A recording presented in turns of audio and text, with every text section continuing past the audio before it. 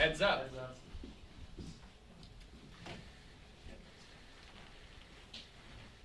Morning, everyone. House Democrats will continue to work with President Biden to create an economy that works for everyday Americans, to lower costs, to continue our fight for better paying jobs, safer communities, and of course, to defend democracy and fight for reproductive freedom.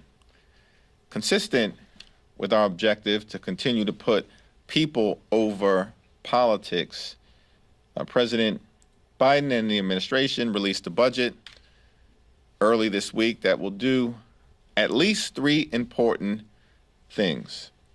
It will lower costs for everyday Americans and build upon the work that has already been done to drive down the high price of life-saving prescription drugs for millions of Americans. It will continue to build an economy from the middle out and the bottom up that is focused on growing the middle class and all those who aspire to be part of the middle class throughout America. Perhaps most importantly, President Biden and House Democrats are focused on protecting and strengthening Social Security. Notwithstanding what the former president down in Mar-a-Lago had to say about Social Security and Medicare, these are not entitlement programs. Social Security and Medicare are earned benefits that the American people work hard for throughout their entire lives and pay into, with the promise that as they become older Americans, they'll have access to Social Security and Medicare so they can live a life with dignity and respect. Social Security and Medicare are quintessential parts of the American dream. Donald Trump and the extreme MAGA Republicans want to end Social Security and Medicare as we know it. It's not a secret.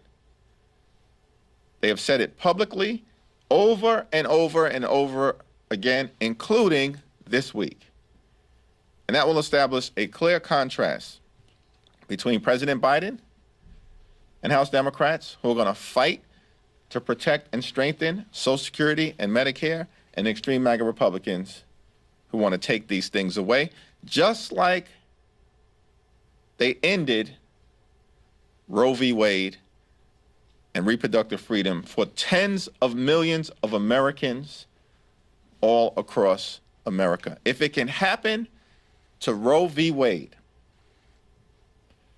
then of course the extreme MAGA Republicans will continue to try to detonate things in the United States of America that we believed were untouchable. And we're going to push back aggressively against it. Questions? The House just passed the TikTok bill. How do you want the Senate to handle it? Well, the House passed the bill in a decisive and bipartisan fashion, and it's now appropriate for the Senate to evaluate the merits of the legislation. I don't support a ban on TikTok. The legislation did not ban TikTok. It's simply a divestiture of TikTok so that this social media platform can be owned by an American company that would protect the data and the privacy of the American consumer from malignant foreign interests like the Chinese Communist Party. Senator Chris Coons yesterday sort of poured cold water on the urgency of passing the TikTok bill in the Senate, basically saying that it's more urgent that the House passes the Taiwan, Ukraine aid, the Israel aid. Any concerns about the Senate trying to either hold this bill hostage for that one, slowing things down so that it forces the House to? I agree with Senator Coons that if my Republican colleagues actually care about America's broad and comprehensive national security interests, that the most significant thing that House Republicans can do is to bring the bipartisan, comprehensive national security bill, which will provide support for our democratic allies in Israel, Ukraine, and in the Indo-Pacific to counteract the Chinese Communist Party, and at the same time provide humanitarian assistance to civilians in Gaza and other parts of the world who are in harm's way through no fault of their own. If my Republican colleagues care about the broadest set of national security challenges that the American people face, the most significant thing they can do is to put the bill on the floor for an up or down vote. And we all know that it would pass with substantial Democratic support. But do you think that the Senate should hold that bill, the TikTok bill, hostage until the House takes care of this bill? Who am I to tell the Senate what to do in terms of its own agenda? There's a process. They pass bills, send it over to us for consideration. We pass bills, send it over to them. The ball is now in the court of the senators, and I trust Leader Chuck Schumer. Thank you. So you met yesterday with President Duda of Poland and Speaker Johnson, and President Duda told us that he makes a case for passing the supplemental.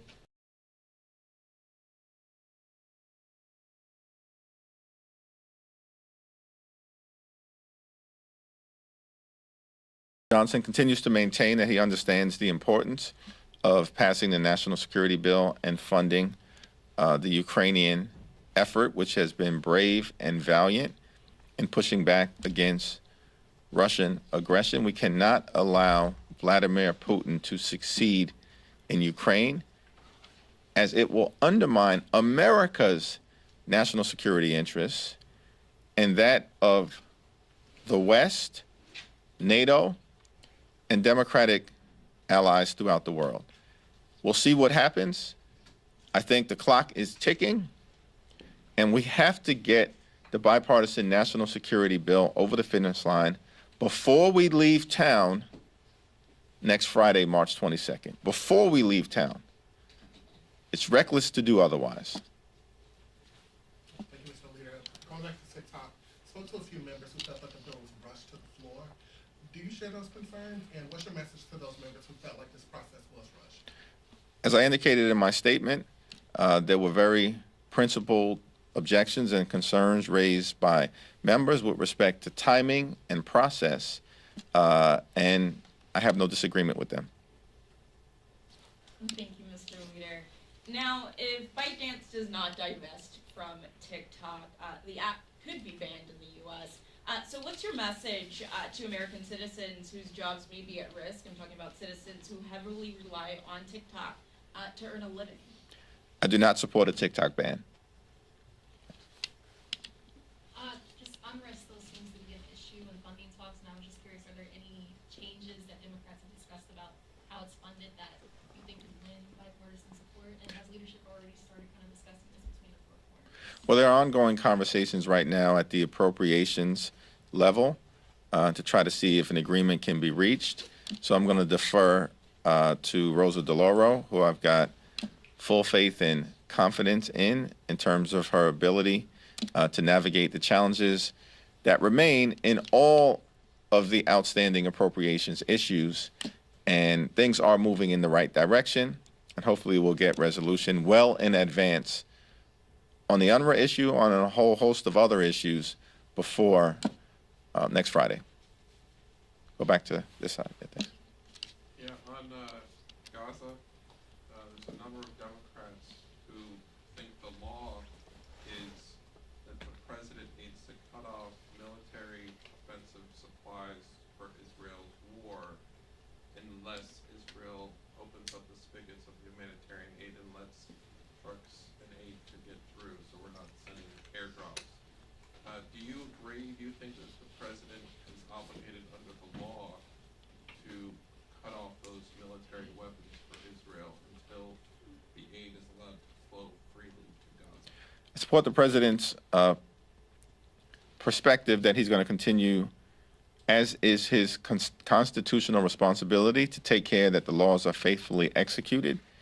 And as he's indicated, he's going to continue to support Israel's right to defend itself.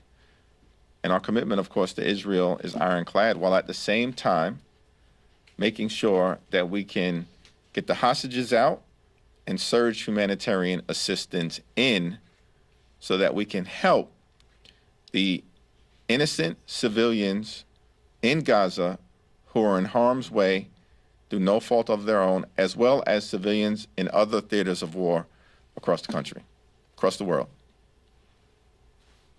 Heard from some of your members who are worried that, given the lobbying campaign that preceded this TikTok vote, young voters will believe it's a ban, whether it is or not, and will punish the Democratic Party for joining it in force, given that they're the overwhelming, they overwhelmingly vote for Democrats in elections.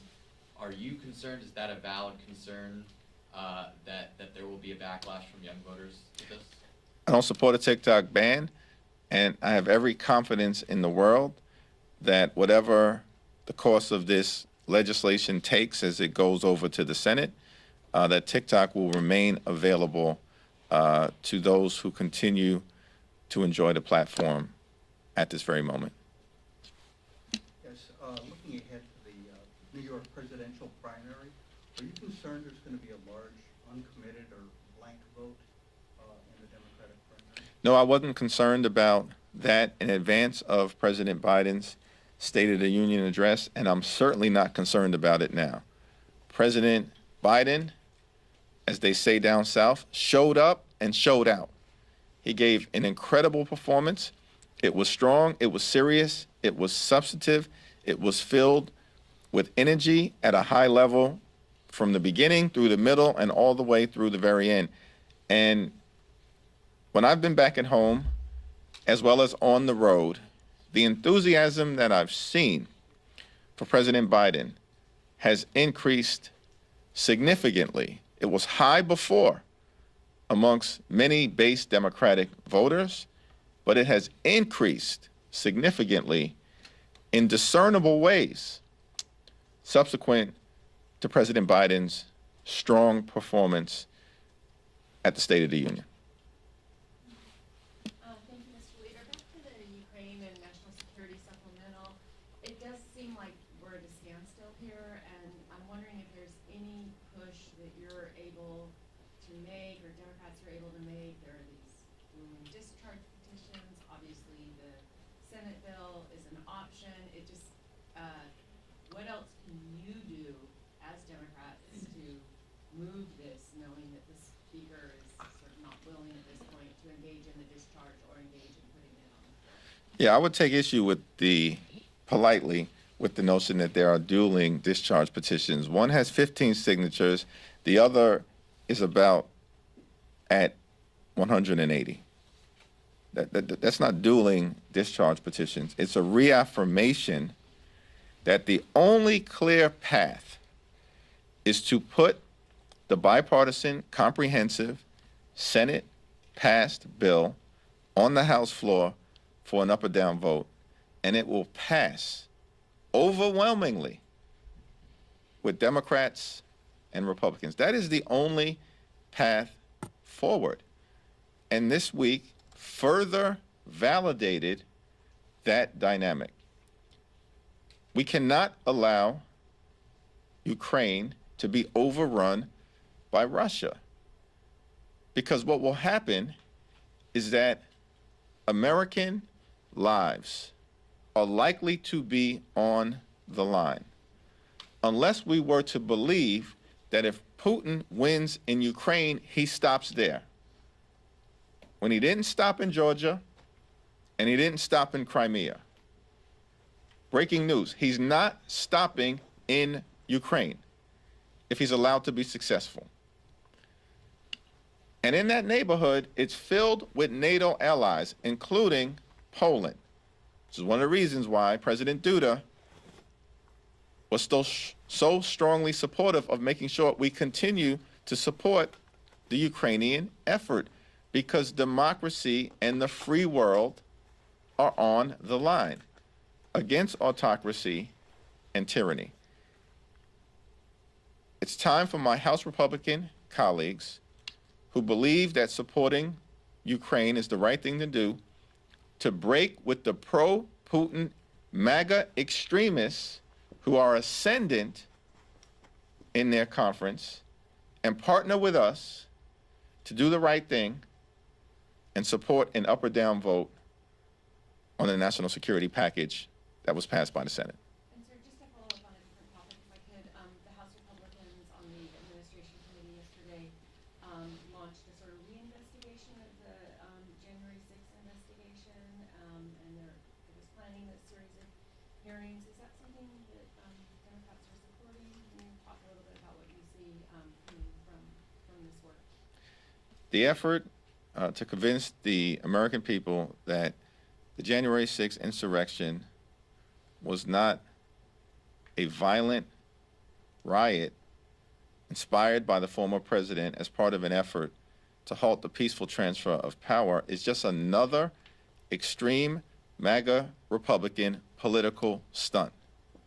At what point will my Republican colleagues choose to actually focus on issues that matter? From the very beginning of this Congress, House Democrats have made clear we're going to find bipartisan common ground on any issue with our Republican colleagues whenever and wherever possible in order to solve problems for hard-working American taxpayers. We need less chaos in Washington, D.C. and more common sense. And I don't know why my Republican colleagues continue to put political stunts over the American people. We should be putting people over politics. That's what House Democrats are going to continue to do. Focus on affordability, lowering costs, being able to access affordable housing, addressing the challenges at the border, and fixing our broken immigration system. These are the issues that we should be focused on. The January 6th situation was a violent insurrection that the American people could see and watch in real time with their own eyes. This political stunt in trying to convince the American people that the violent insurrection was legitimate political discourse or a normal tourist visit is a joke. It's embarrassing. What is wrong with these extremists? You keep losing elections. It's not working. Partner with us. Let's solve problems on behalf of the American people. Thank you, everyone. Oh, last question? Sorry. Yes, thank you. Wanted to follow up on the situation in Gaza. President Biden said over the weekend that an Israeli invasion of Rafah would be a red line that the U.S. can't support. Israel has said that there are remaining Hamas commanders and brigades in Rafah, and it needs to carry out an operation there to eliminate them. Do you agree with the president on this? Support everything that the president said during the State of the Union address and his general perspective that what we have to do is make sure that Hamas is decisively defeated. It's a brutal terrorist organization. And unless we defeat Hamas, there is no possibility for a just and lasting peace. But at the same time, we have to make sure we get the hostages out and humanitarian assistance in to Gaza decisively. Thank you.